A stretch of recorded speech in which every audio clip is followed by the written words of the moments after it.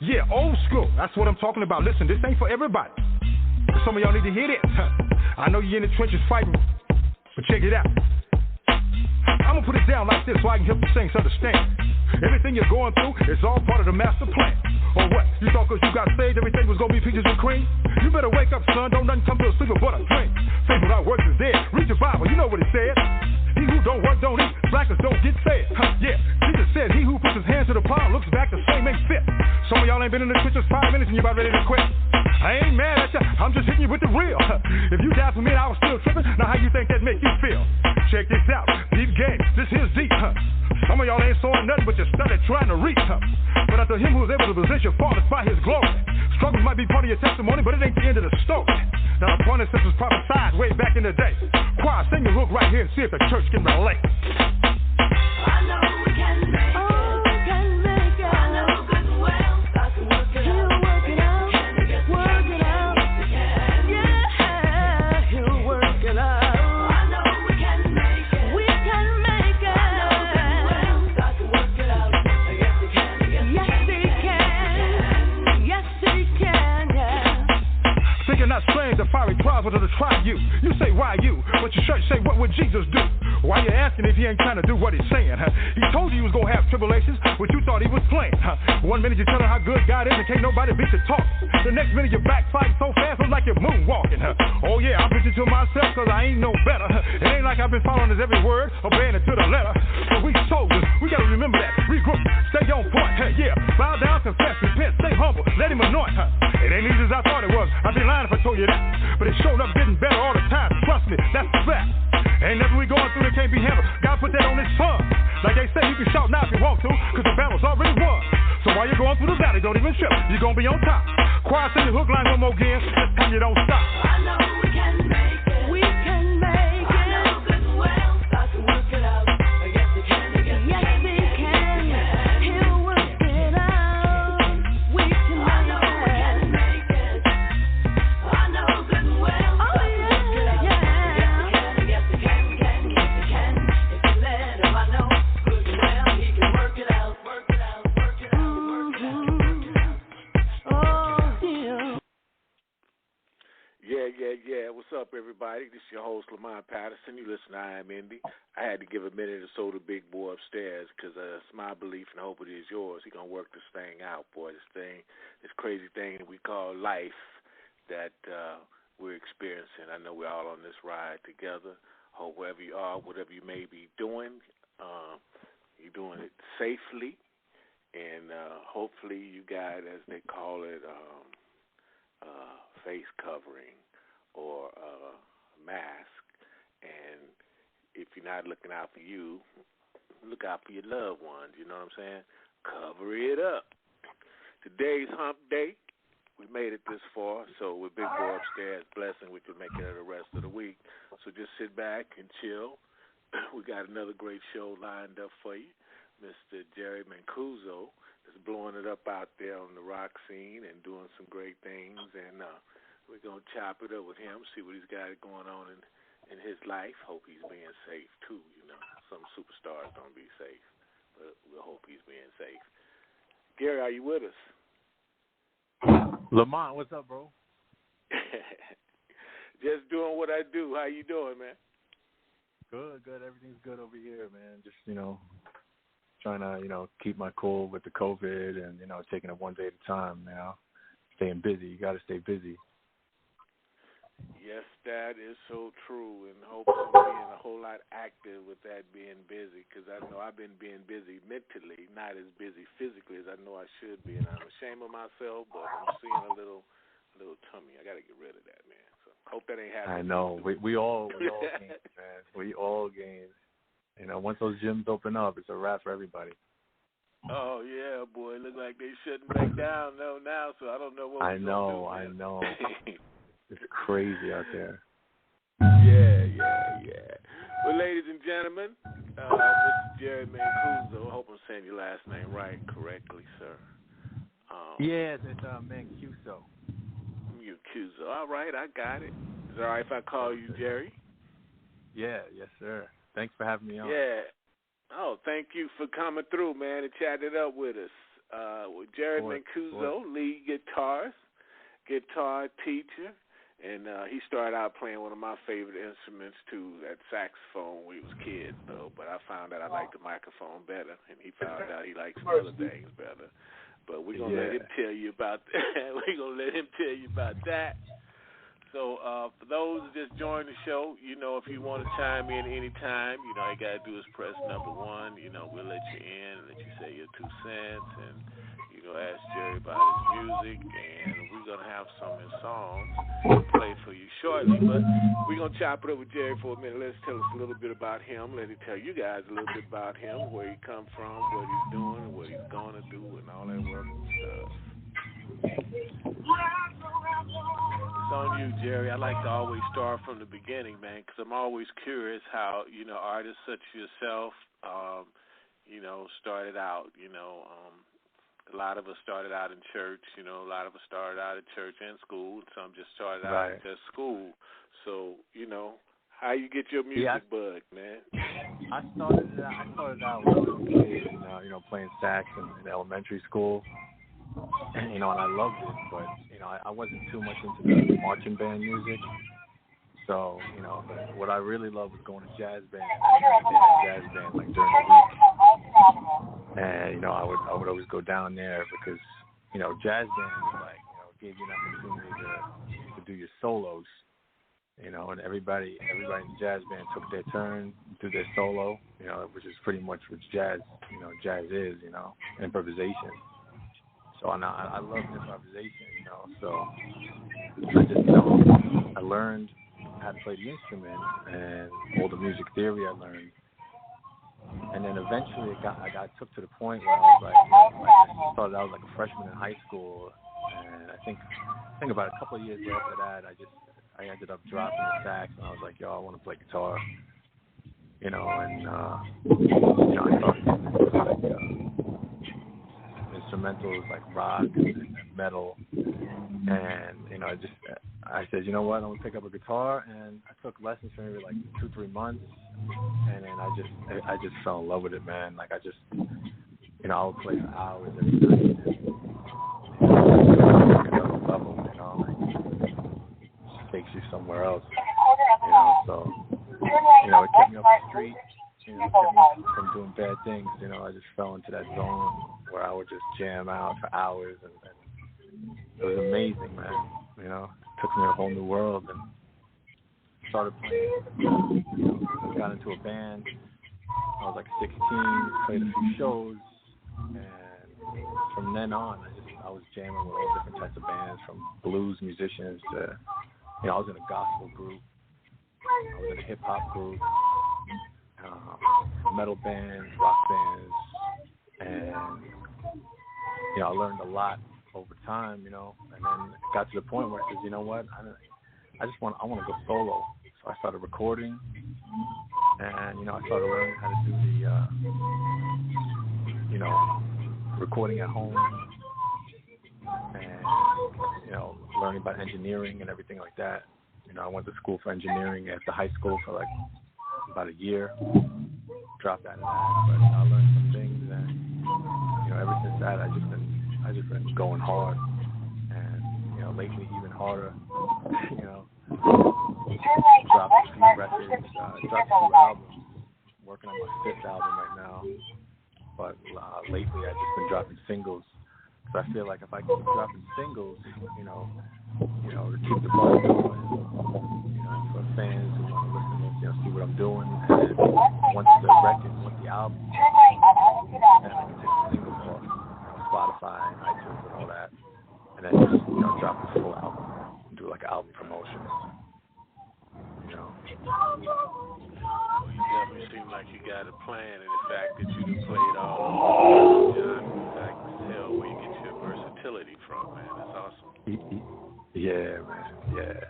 You know, like that's why, you know, I decided, you know, I was like, yo, let me open up a YouTube page about 10 years ago, and I've been doing a lot of covers and remixes, and, you know, I would use artists like Michael Jackson, Usher, Alicia Keys, The Weeknd. You know, I did a Drake remix. You know, like bigger like mainstream artists. like commercial artist kind of, just to show what I could do over the track, so people can get an idea of what I sound like, so they'd be interested in listening to my record, you know.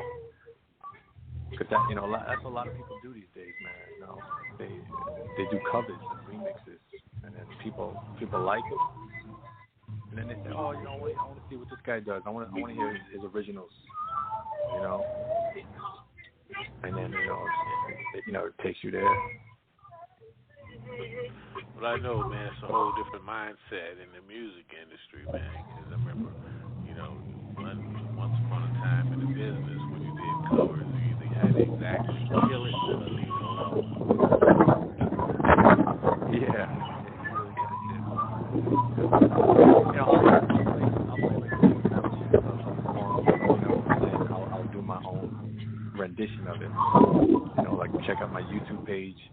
You know, you see what I'm doing. Like I did, you know, There Goes My Baby from Usher, for example. And you got that main hook, you know. That main hook, there goes my baby. You know?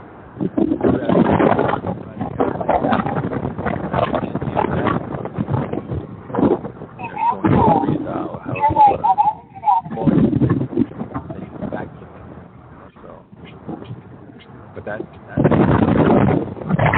follow. I hit him with the Beat It from Michael Jackson. Right. And they called me back, man. I couldn't believe it. You know, I only had 90 seconds to audition. I was thinking, what am I going to do to capture their attention? You know, what song am I going to do? You know, I'm at the Apollo in Harlem. You know, people all over the world want to get on the stage. I was like, what song am I going to do that's going to get them? He was like, yo, let me do Beat It from Michael Jackson, because I love that song, man. That's one of my favorite Michael Jackson songs. That was a good choice too, man, because that's where a lot of, should I say, managers and A&R people make up. It's not because the artist or the CD album is bad. A lot of times they choose the wrong material. They choose the wrong song. You know what I mean? Yeah. So that messes them up. A lot of times they don't get a second shot. But what you did was hit the ball out of the park the first time you hit a song. And everybody exactly. The artist. So I mean, that was the artist was thinking that through. Yeah. I gotta play this one. You know what happened? I only got 90 seconds, so I gotta make it sound real hot. So, you know, obviously I played that main riff, the Beat It riff, and I did my thing, but I kind of like blacked out. You know, you know, did an audition like that before. So like the first 10 seconds, you know, I had my lines going, but then I forgot where I was going. So I was like, yo, let me just freestyle this, and ended up working in my favor. Was your heart pumping? Yeah, man. Yeah, it definitely was. Especially when I got on stage, though, man. Like the first time, they called me back. There wasn't times after that. You know, they called me back. The first time was Purple Rain. You know, because this is 2016. This is like right around when Prince passed away. So I was like, you know what? Let me do Purple Rain for my set track. You know, it went pretty good, man, because, you know, like I got a nice applause, you know, and again, I wasn't trying to win the contest or whatever, you know, what have you, you know, because I know it's a contest. But I just wanted to get on there, you know, stand on the same stage that Jimi Hendrix stand on, you know what I mean? Oh, yeah. He was definitely one of my favorite artists, man. I still like All Along the Watchtower and some of Hendrix and stuff. Yeah, that's the joint, that track right there. That's in my playlist. But, yeah, on stage, 1,700 people. You know, so, but it was I'm cool, laughing, man, because that's an experience that we all go through, man. I remember the first time I played in front of a bunch of people. When I walked out on stage, I feel like that my Adam's apple got stuck and my heart was pumping, and I didn't know whether to run off stage or come on with it. You know what I mean? The second thing that you do defines everything. Exactly.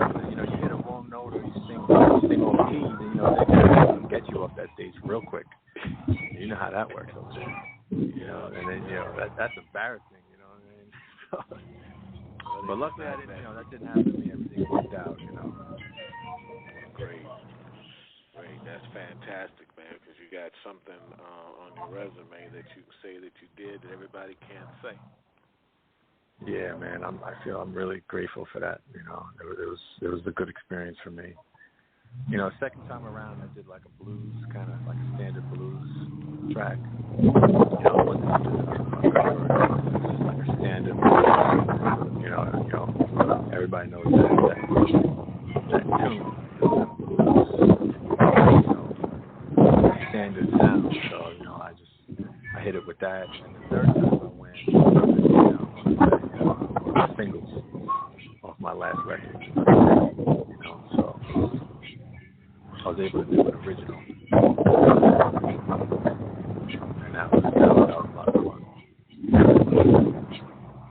So, Gerry, how is your unit composed up? You just doing straight solo stuff, or you out there with a band? No, I'm doing solo stuff right now. I'm trying to work with producers, other artists. Right now I got my studio at home, and I produce everything myself. I mix and master myself. I play all the instruments. So I got bass here. When it comes down to do the bass lines, I just throw the bass lines. When you say all the instruments, when you say all the instruments, I was just going to ask you what were they, because it seemed like you went from the sax to the guitar, and most people stop off at the piano in the middle. Yeah. Nah, what I got a MIDI keyboard.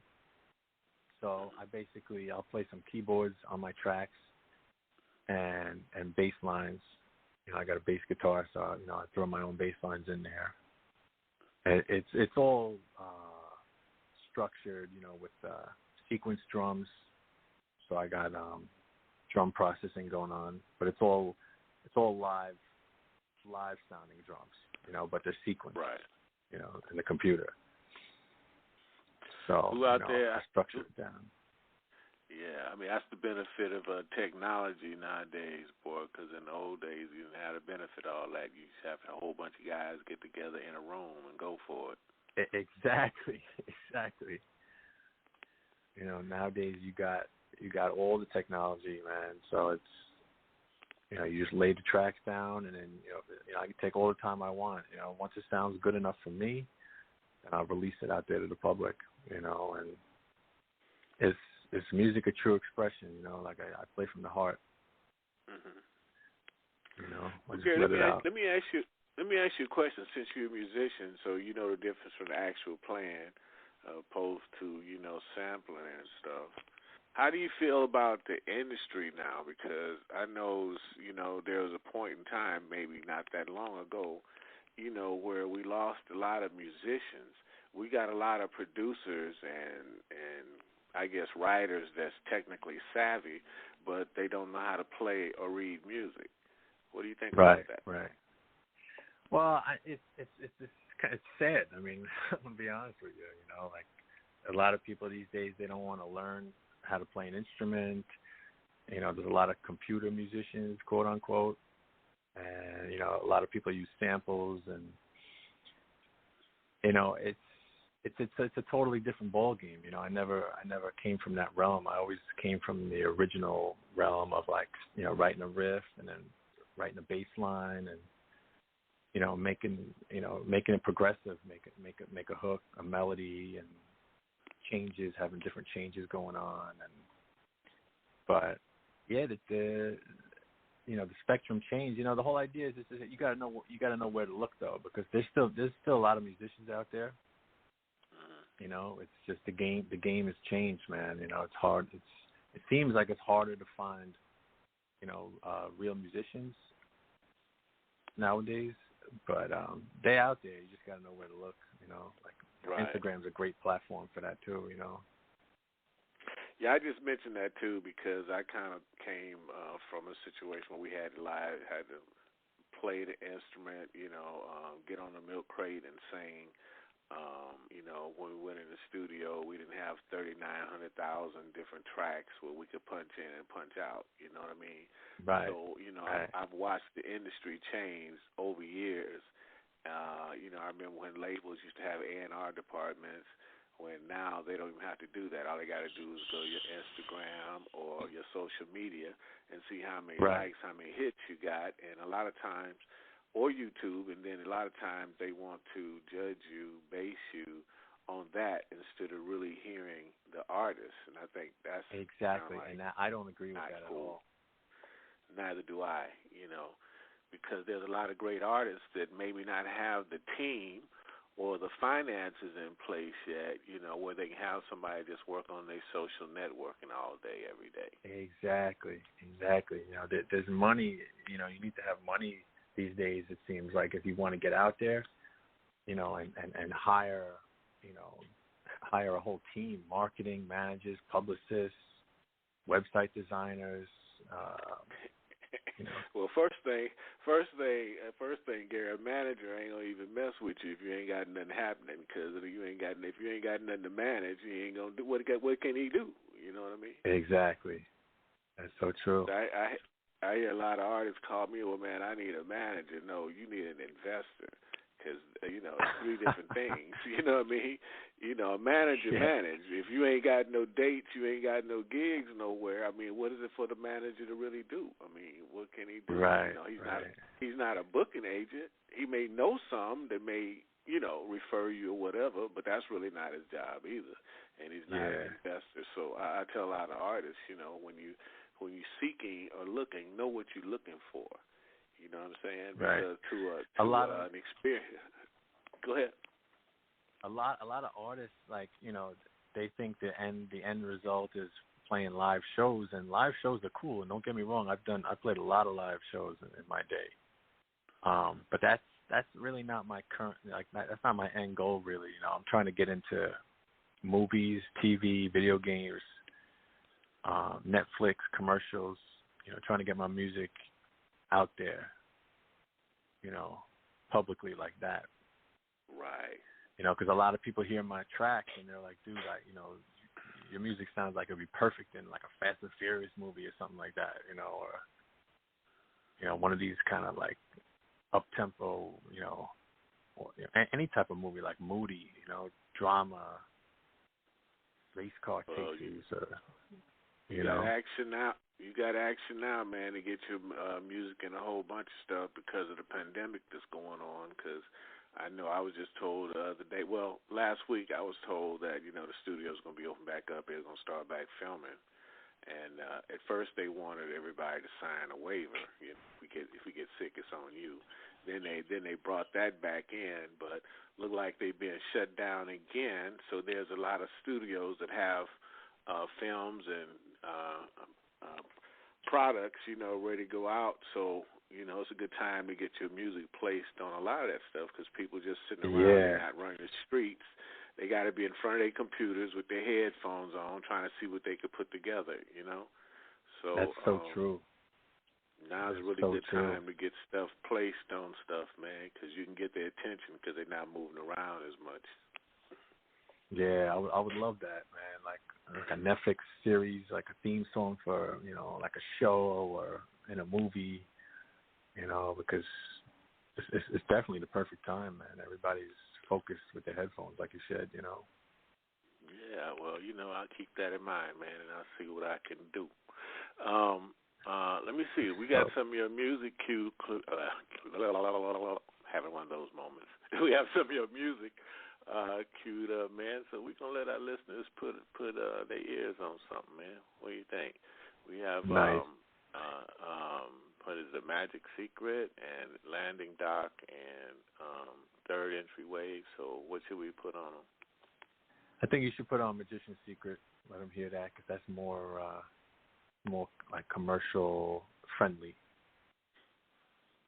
Oh, well, man, you the guest, man. You the king for the day, so we're going to play whatever you say play. You know what I mean? Yeah. You can start with that one. Let them feel that. Let them feel that vibe, and then we'll move on to something harder.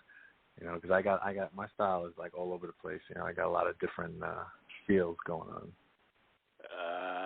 Okay. Well, pat yourself on the back with one arm, man. Don't use both of them at the same time. No, we know you got it going on. everybody, you know the drill. You know, let the windows down, turn the air conditioner up, and put your ears on this magic secret, Mr. Gerry Mancuso.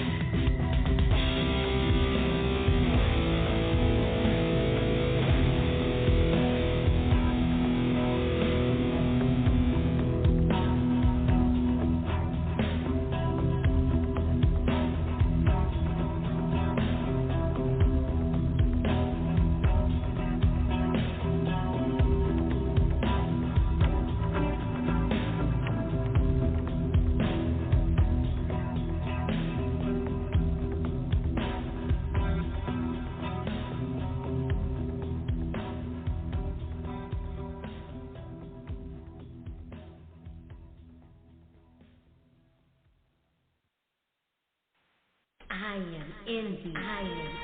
With your host, Lamont Patterson. I'm independent, but a minute. I'm feeling fine all the time.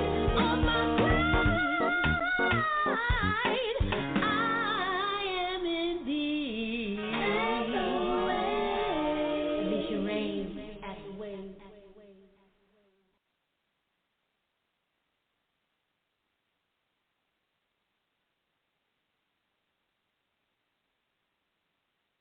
Yeah, we're back with our guest, Mr. Gerry Mancuso, and that was My Secret Garden. Gerry. Hey, Lamont. Yeah. How did you put that together, man? That was nice. Thank you, man. It started off with an idea. It started off with the main melody. And then I says, I need, I felt like I needed like a slow kind of in the pocket kind of beat. So I put that together and then put some bass lines on it. And, it was one layer after the other. Put that keyboard part in and just put the solo in, and just kept ripping the licks, it's just keep going with the licks, but the whole idea was, to make it so that it's like a story, it starts off, as a story, and then, the leads basically take you on that journey, Yeah, I can hear that, because to me, every good melody, every good song has to have a beginning, middle, and an end. Yeah. Definitely. Yeah, I could definitely hear that. It was more of like an improvisation kind of, but it was structured though the way it was. So it didn't have like a main melody, but I guess the main melody is the actual, the chord that you hear, the chord parts. I can see you spend a lot of time in the lab. Yeah, I love it. I just get so deep into it, It just still amazes me how the quality of the music that you can hear today versus, some of the old school stuff that didn't have all the technology. Let me ask you this one. Out of all the artists out there today, who would you like to collab with, or who would you like to work with? Oh man, it's unbelievable how many artists I would love to work with. I would like to collab with some R&B artists. That would be nice. Like Usher, for example. The Weeknd, I would like to collab with. But then on the musician side, there's so many. I can't even think of them all right now, but I definitely would like to collab on like one of those kind of commercial poppy kind of tracks where, it gets radio play and I get that solo at the end type of thing, because I know Usher has a lot of guitar solos in his tracks and, a lot of those R&B guys, Maxwell and who's the other guy? Donnell Jones has a lot of good music in his tracks, a lot of guitar. Where are you based at, Gerry? Where you come from, actually? I'm in New York. I'm in Long Island. Oh, okay. Oh, because a lot of people don't even really know about Donnell Jones on the West Coast. Okay. You guys are on the West Coast, huh? Right. Yeah. Yeah, well, I'm totally on the opposite side of the country right now. Yeah, I'm hearing, man, but it's cool, man. I'm feeling your musical choices, man. You know what I'm saying? 'Cause they're all solid, But, yeah. Thank you, man. Thanks. That's definitely a great thing. So, what's next out there for you, man? What you got planned next? I'm just focused. I'm focused on just keep recording and keep pushing music out there, originals, I'm not trying to sell out and trying to make things commercial. I pretty much do me and whatever inspirations come to me, I just I'll record it. But I play like from true expression, and like I said, I'm working on my fifth album right now. I got 4 singles out on Spotify, iTunes, or all the platforms. You might as well get the names while you might as well get the names while you're talking about it, so they'll know. Yeah. I got I just released the 3rd Entry Wave. That's the latest single. About a couple weeks ago, I just released that. Then I got Drone Wars, which is another single, and then I got the 4th Quatrain, which is kind of like a relaxed kind of, has the same kind of feel like the beat, like Magician's Secret, but it's like a similar style progression. Different, totally different, but same kind of idea. But there's tracks that I do like the one you just heard, and then there's other tracks that I do which have different parts and they're progressive. Where it's not just like the same beat. Like different time signatures. 4/4, 7/8. Like I'll mix it up. Things like that. But yeah, it takes time though. That's the whole idea. It takes a long time to write music, man. You don't just like write a track in a day. So I'm in no rush. Especially like I know when they especially super technical tracks. You know what I mean? Because I used to be pissed off when I was doing my studio thing, man. If we couldn't do 3 songs a day, at least lay down the the rhythm stuff, then I was awfully upset. But I always used to work with a live band. Working with a live band, we didn't have a lot of technical stuff. Where you can punch in, punch out, and do all that stuff again. But anyway, it's been a great ride. You know what I mean? It's been fun. Even though I quit every day and start back the next day. So you're a singer, right? Well, I started out as my first thing was a saxophone, and then I found out the saxophone wasn't all that popular with the girls, because we had all the jazz cats back then, We had Coltrane and all of those guys, and then later on came the Horny Horns, with James Brown and Parliament Funkadelics and all that guys. So I decided I didn't want to play no horn no more, man. I wanted to grab a microphone, so. Right. Yeah, I ended up doing that because back then the horn players wasn't getting the girls, so that was kind of important back then. I know, man. Now, but saxophone, is a pretty sexy instrument, man. A lot of ladies. Well, it is now. You know what I'm saying? It is now, but back then you just heard a lot of jazz players with sax. Right. Jazz, it wasn't out front like a Kenny G and none of those guys out there now. Right. Yeah, you're talking about like jazz band, like ensemble jazz. Yeah, so it's that's the original jazz. Yeah, totally different thing today with a horn, though. You know what I mean? I know, but if you look at those guys,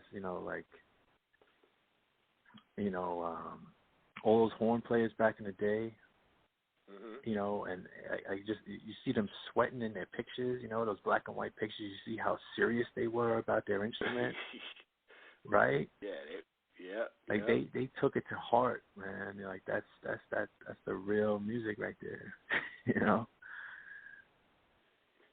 I love that, man. The little country town I came from in Texas, man. It was guys that you would just drive down the street and they would just be sitting on their front porch just blowing their heart out, Yeah. And can play, that was the thing that would blow you away. They could actually play. Yeah. You see that in New York City all the time in the subways. Some real sick musicians like just doing their thing. Killing it too. You'll be like, wow, man, this guy's insane.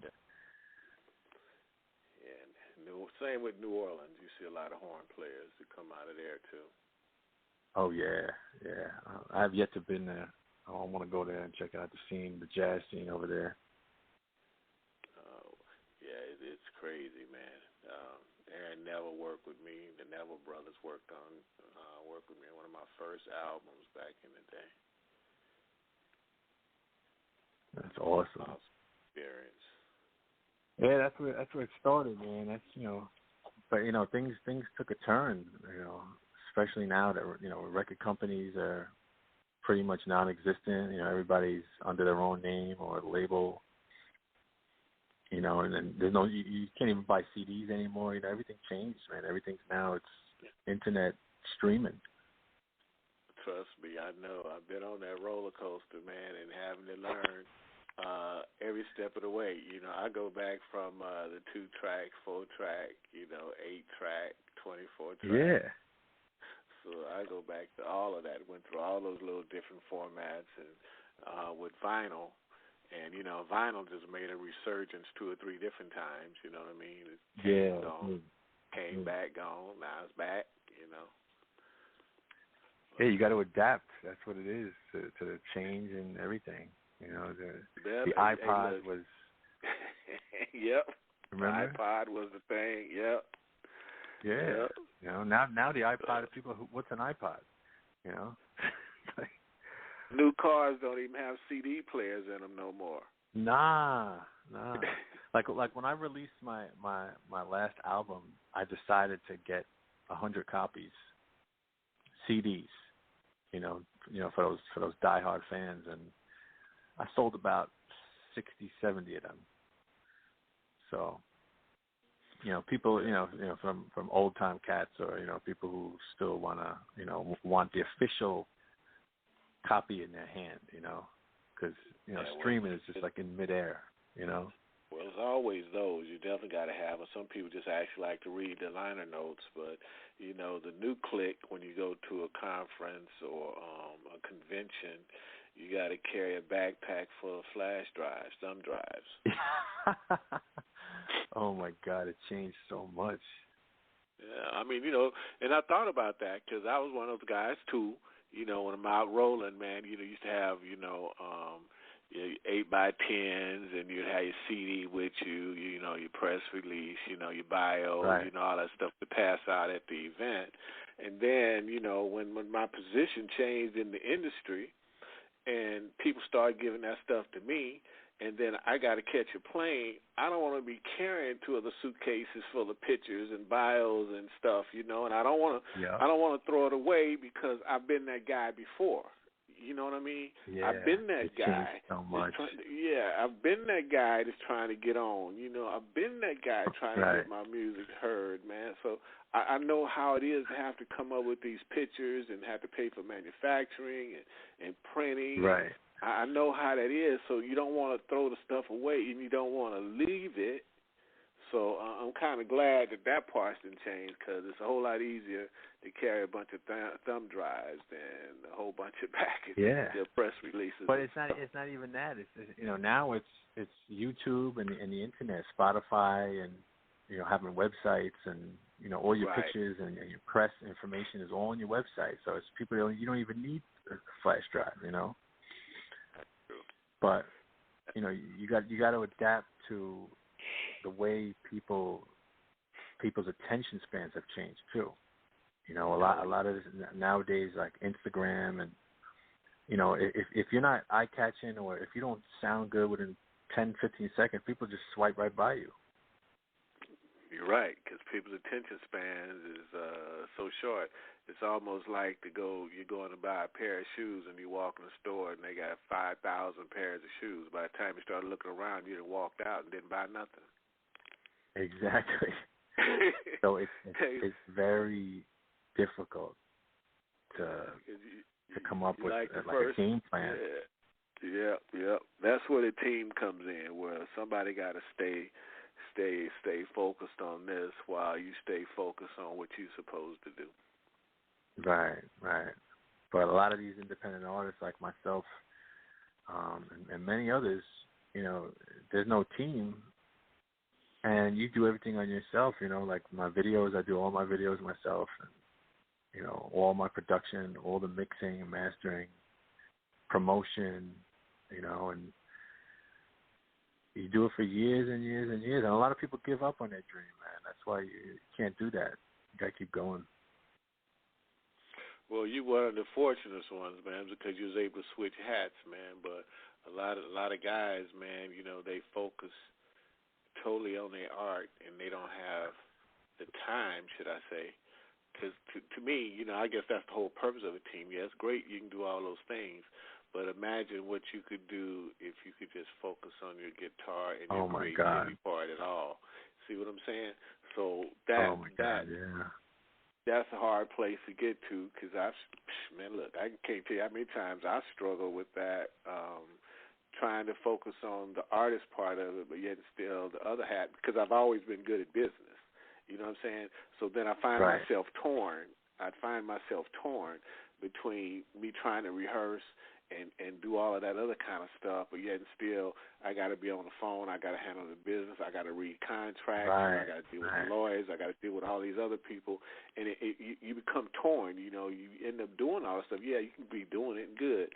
It's good you can do it, but then it's just so much easier if you have somebody that you could trust to do all that other stuff. Just to free you. Yeah, Lamont, you said a mouthful right there, and I totally hear that. I totally agree with that. It's hard out there. I've been that guy, Gary. I've been that guy. Yeah, man. I've been that guy I'm still that guy. Like. It's just that. But like I said, a lot of these guys,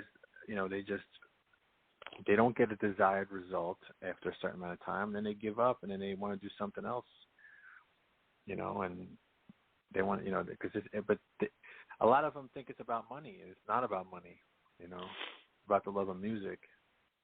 People feel like, if they don't get a desired result financially, that they want to find a new avenue. Right. But the way I look at it is, even if I don't make a dime, I'm going to keep playing because it's in the heart. Right. Feel me? Well, you're a true musician, man. A lot of artists like to paint. Whatever their creativity comes out, they have to let it flow, because if they don't flow, then they're not happy. They're not complete. Exactly. That's what it is, because people think, money is the happiness of life. It's really not, man. It's your passion. It's what gets you out of bed every day. Like what drives you to keep breathing, keep living. What are you looking forward to? Didn't you hear me say earlier, I quit every day and start back the next day? Yeah. That's what that is. That's what that is. Oh, what else can we do? This is who we are. This is what we do. You know what I mean? I mean, if you're creative and a positive person, that comes from your soul, man. I mean, that's why I said I get pissed off at different things on a daily. When things don't go my way. I emphasize my way. And I am not doing this no more. But 4:30, 5 o'clock in the morning, man, my mind's right back on this music industry, right back on what I do, because it's what I do. Exactly, because you true to the heart when it comes to your music, man, and I totally feel that. The whole idea is, I work a day job, so that takes up a lot of my time, but I got to put food on the table at the same time, and this dude at the job that I was talking to, he's a drummer. He's been a drummer for years. He was in bands and he toured. And he says, listen, he told me, this guy's, almost 70 years old, like he's in his upper 60s. And he told me, he says, listen, you don't want to quit your job and then go tour the world because, what are you going to do after a month or two?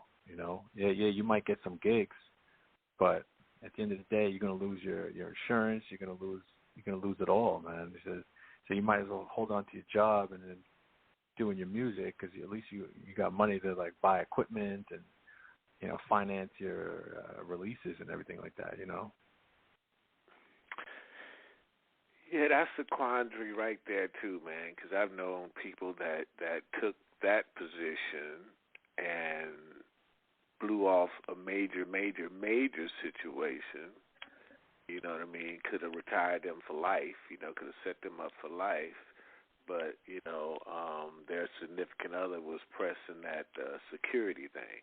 You better stay on this job. You better not do this. You better not do that. Because if you don't do this, this is going to happen. So it's like Right. 6 on one, half a dozen on the other.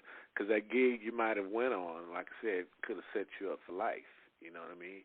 But, you know, none of us have no crystal ball. But anyway, I'm going to stop running off the mouth, Gary. I'm going to play some more of your music right quick. How about that? That sounds good. All right. Let me see. Third entry, Drone Wars or Landing Dock? Could do Drone Wars. All right, everybody. You know the drill. Let the windows down, turn the air conditioner up, and put your ears on this. Mr. Gerry Mancuso, this is Drone Wars.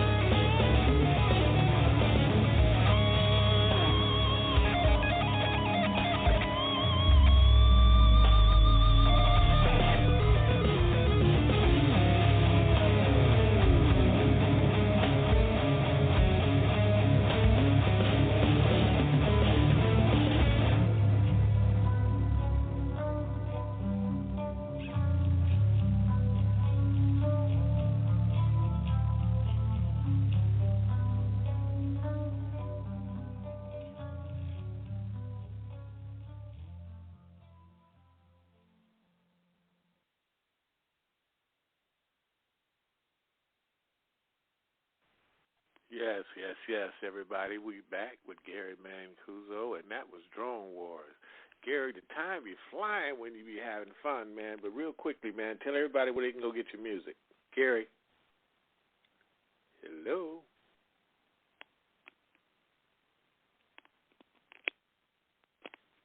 Oh, sorry about that. You hear me now? Yeah. We're almost out of time, buddy. I was trying to get you. Tell everybody where they can go get your music, where they can go catch up with you. Oh, yeah, you can find me on Spotify. Just look me up, Gerry Mancuso. I'm on YouTube, iTunes, Instagram. Just type my name in. You can find me. I got all my music on there. Well, definitely, man. I want to thank you for coming through, man. And listen, we're going to be getting in touch with you, man, because I can hear some things with your music, man. Yo, I'm appreciative, man. Thank you so much. Thanks for having me, Lamont. Yes, sir. It's our pleasure. And look, for everybody that just came into the show late, it can be heard everywhere. Ask your mama, ask your daddy, ask the neighbor across the street. It's on all the platforms, so there's no reason for you not to hear it in its entirety. And we will be back next week. And thanks a lot for our guest, Mr. Gerry Mancuso. Check him out, everybody. Go support. You know it. We'll see you next Wednesday. Same time, same back channel, same Lamont station. You know what I mean? Come back and see us. All right. Appreciate you. Love you. Y'all be safe out there.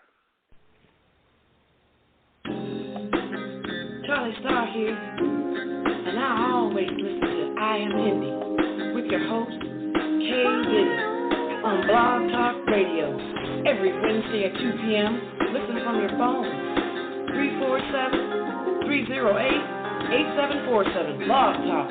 Kay Diddy. Precious right.